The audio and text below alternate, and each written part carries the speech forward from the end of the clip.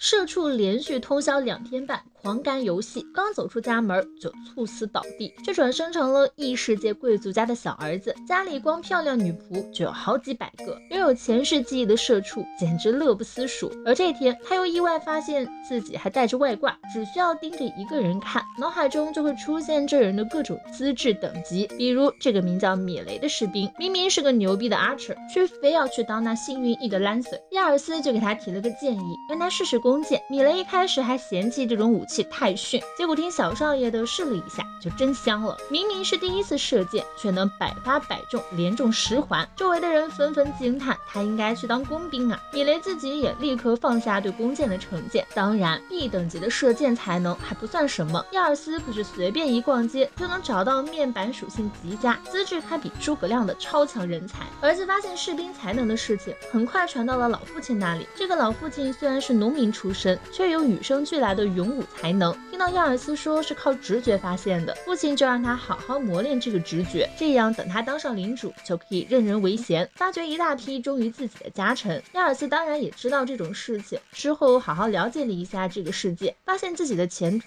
相当黑暗。首先，他们领地所在的塞马佛斯帝国的政权很腐败，到处都有农民叛乱，所以各地贵族都会加强自治，中央却放任不管。这样下去，迟早会发生七国之乱那样的事情，整个国家爆发大规模战争，帝国也随之倒台。如果真到了那时候，作为领主肯定要率领自己的士兵争得一席之位。想到平时对自己那么好的女仆姐姐们，还有天天给自己做香香饭的厨师先生，亚尔斯暗下决心一定会保护好他们。当天就跑到镇子上物色家臣了，可惜大部分人的资质都很一般，亚尔斯眼睛都看酸了，只能坐在街边休息。突然撞见一个黑皮小哥被人从家里赶出来，这个肤色是马尔加人，从大海另一边的大陆来的，大部分都是奴隶的身份，受到这边人的歧视。小哥可怜巴巴的靠坐在墙边，亚尔斯于心不忍，就上去给了他一个面包。这一看不打紧，面前的黑皮小哥居然是个天才，拥有无懈可击的压倒性才能，能力值足以媲美日本最杰出的英豪之一织田信长。亚尔斯眼睛亮晶晶的看着利兹，结果这小子吃了他的面包就跑。亚尔斯就跟他来到了小巷子里，开门见山说想让他成为自己的家臣，还亮明了自己的身份是领主的儿子。可惜利兹根本不想陪小屁孩过家家，但他的肚子非常诚实的咕咕叫了几声。亚尔斯立刻抓住机会，使用美食的诱惑，终于让利兹肯陪他走一趟了。可家里的佣人们对马尔加人也有歧视心理，怎么可能让利兹吃和少爷一样的饭菜，只给了他一份纳豆。亚尔斯就艰难地把自己的椅子拉到了利兹身边，告诉所有人他是自己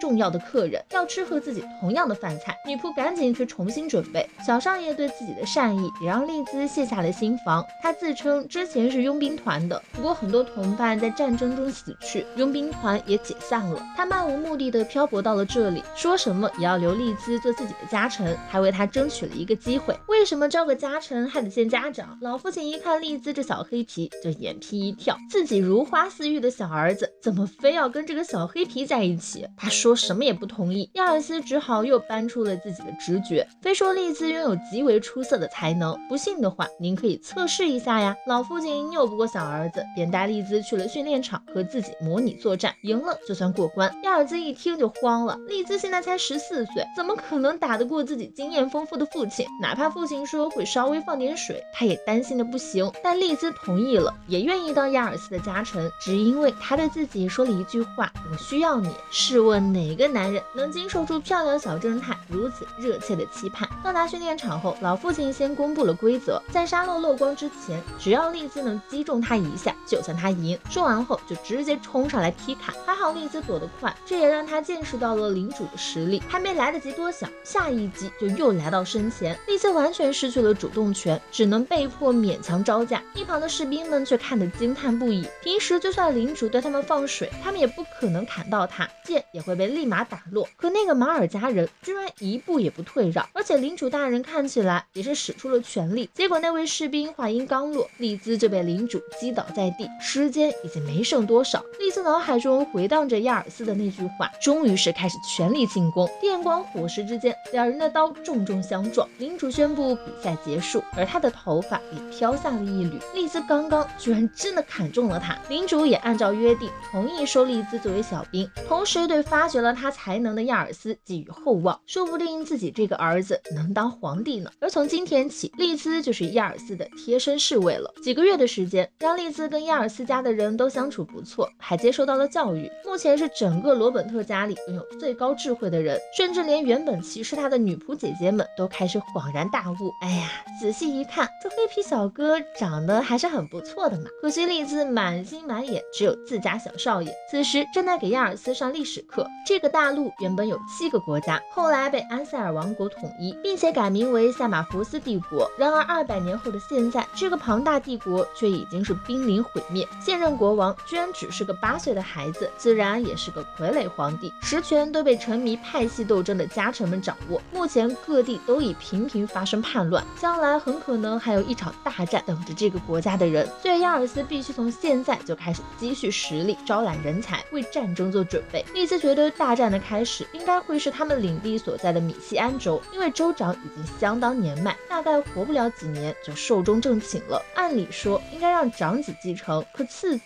却更为优秀，州长就一直犹豫不决，兄弟俩肯定要为了继承权爆发战争的。而亚尔斯的父亲似乎站在长子那边，当然他的决定没啥意义。帝国分为7个州，每个州又分为许多郡，亚尔斯家的领地就位于米西安州的卡纳雷郡，亚尔斯的父亲也是郡长的家臣，到时候真要站队的话，亚尔斯的鉴定技能肯定是能派上用场的。这时丽兹忍不住感慨，这可是个好机会啊，只要在大战中表现优秀，领主大人就能升官。不过他们也需要招揽更多的人才了。亚尔斯迫不及待就带着丽兹去镇上，刚出门就遇到了父亲。父亲想拜托他找一下擅长魔法的人，拥有鉴定技能作为外挂，究竟有多爽？虽然亚尔斯自己干啥啥不行，但是他能给自己找一群厉害的手下呀。亚尔斯家里现在还没有擅长魔法的人才，而魔法兵往往能改变战局，是战争中必不可少的。说到魔法，亚尔斯就想起来他以前也被父亲要求展示过魔法才能，结果那次之后，父亲就再也不让他施展了。接着丽兹骑马带亚尔斯来到了城郭城市卡纳雷，这里的人口是亚尔斯他们家领地的50倍，走在街上的人看起来都很富裕。亚尔斯也想让自家黎民过上这样的好日子，然而鉴定了好一会儿，也没有发现拥有魔法资质的优秀人才。两人路过一条小巷子的时候，亚尔斯看到了和街上的繁华截然不同的一幕，里面是横七竖八躺着的无家可归的人。亚尔斯想帮他们，却无能为力。他改变了刚刚的想法，让这些弱势的人也能好好过生活，才是真正的好城市。他也希望有才能的人能在这些人当中。作为被少爷拯救的人，丽兹心中极为自豪，保证自己一定会好好辅佐他。然后带亚尔斯来到了市集，这里居然还有卖龙蛋的。没见识的外乡人被老板3两句就忽悠住了，一听说只要1枚银币1颗，当场掏出3枚银币。没想到下一秒，发狂的丽兹就剑指奸商，有理有据地证明了这些龙蛋为什么是假的，只是巨大蜥蜴蛋罢了。奸商无法也不敢反驳。眼看丽兹要痛下杀手教训这个让自家少爷出丑的家伙了，亚尔斯吓得赶紧阻止。丽兹总算恢复了理智，亚尔斯也暗下决定，以后要好好读书，不然真可能会出人命的。结果去买小吃的时候，钱包又被人偷了。丽兹立刻抱住小少爷追小偷，一把扯下小偷的斗篷，